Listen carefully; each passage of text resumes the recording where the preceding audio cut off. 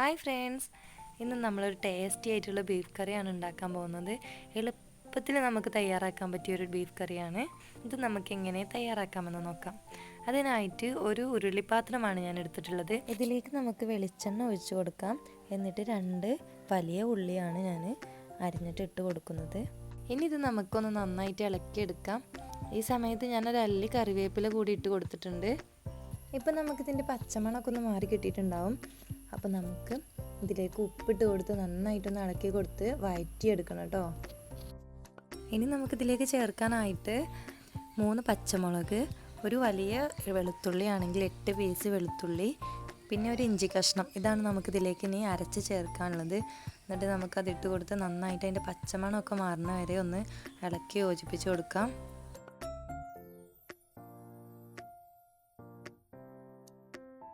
ഇനി ഞാൻ അതിലേക്ക് ചേർത്ത് കൊടുക്കുന്നത് കുറച്ച് കറിവേപ്പിലയാണ്. 2 ഇല്ലയോളം കറിവേപ്പിലയാണ്. ഇനി അതിലേക്ക് 3 തക്കാളിയാണ് ചേർത്ത് കൊടുക്കുന്നത്. അതുകൂടി ഇട്ട് കഴിഞ്ഞിട്ട് നമുക്കൊന്ന് വഴറ്റിയിട്ട് ഒന്ന് വേവാനായിട്ട് മൂടി വെച്ച് കൊടുക്കാം. ഇപ്പം നമുക്ക് നന്നായിട്ടൊന്ന് വെന്ത് കിട്ടിയിട്ടുണ്ട്. ഇനി ഇതിലേക്ക് നമുക്ക് പൊടികൾ ചേർത്ത് കൊടുക്കണം.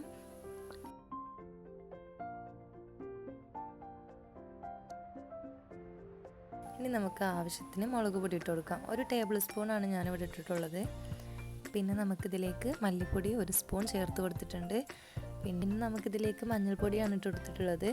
അതൊരു ടീസ്പൂണാണ് ഇട്ട് കൊടുത്തിട്ടുള്ളത് കേട്ടോ. ഇനി നമുക്കിതിൻ്റെ മല്ലിപ്പൊടിയുടെയൊക്കെ ഒരു കുത്തലൊക്കെ മാറി കിട്ടാൻ വേണ്ടിയിട്ട് ഇതൊന്ന് വഴറ്റിയെടുക്കണം. ഇനി ഞാൻ ഇതിലേക്ക് 1 ടീസ്പൂൺ വലിയ ജീരകപ്പൊടിയാണ് ഇട്ട് കൊടുക്കുന്നത്. ഇത് കൂടി ഇട്ടിട്ട് നമുക്ക് നന്നായിട്ടൊന്ന് വഴറ്റിയെടുക്കാം.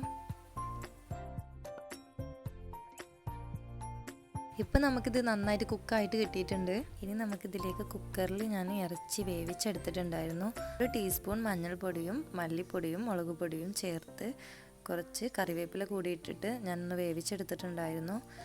8 വിസിലൊക്കെ ബീഫിന് വന്നാലേ നമുക്ക് നന്നായിട്ട് ബീഫ് ഒന്ന് വെന്ത് കിട്ടുള്ളൂ കേട്ടോ. ഇനി നമുക്കിതിലേക്ക് വെള്ളമൊന്നും ഒഴിച്ചു കൊടുക്കണ്ട. ബീഫിൽ നിന്ന് നന്നായിട്ട് വെള്ളം ഇറങ്ങിയിട്ടുണ്ടാവും. ആ വെള്ളത്തിൽ തന്നെ കടന്നൊന്ന് കുക്കാവും. നമുക്ക് ആവശ്യമായിട്ടുള്ള ഗ്രേവിയൊക്കെ അതിൽ തന്നെ ഉണ്ടാവും കേട്ടോ. ഇപ്പം നമുക്ക് നന്നായിട്ടൊന്ന് മിക്സായിട്ട് കിട്ടിയിട്ടുണ്ട്. ഇനി നമുക്കിതൊന്ന് അടച്ച് വെച്ചിട്ട് തിളക്കുന്നത് വരെ ഒന്ന് വെയിറ്റ് ചെയ്യാം കേട്ടോ. ഇത് നമുക്കൊരു 10 മിനിറ്റ് ആയപ്പോൾ തന്നെ നമ്മുടെ കറി റെഡി ആയിട്ടുണ്ട്, തിളച്ച് വരുന്നുണ്ട്. ഇനി അതിലേക്ക് ചേർത്ത് കൊടുത്തിട്ടുള്ളത് മല്ലിയിലയാണ്. നമ്മുടെ സിമ്പിൾ ബീഫ് കറി നമുക്കിവിടെ തയ്യാറായിട്ട് കിട്ടിയിട്ടുണ്ട്. എല്ലാവരും ഒന്ന് ട്രൈ ചെയ്ത് നോക്കണം. പെട്ടെന്ന് തന്നെ തയ്യാറാക്കാൻ പറ്റിയ നല്ലൊരു ബീഫ് കറിയാണ്. ഇഷ്ടപ്പെട്ടാൽ ലൈക്ക് ചെയ്യാൻ മറക്കരുത്. മറ്റൊരു വീഡിയോയുമായി കാണുന്നത് വരെ ബൈ ബൈ.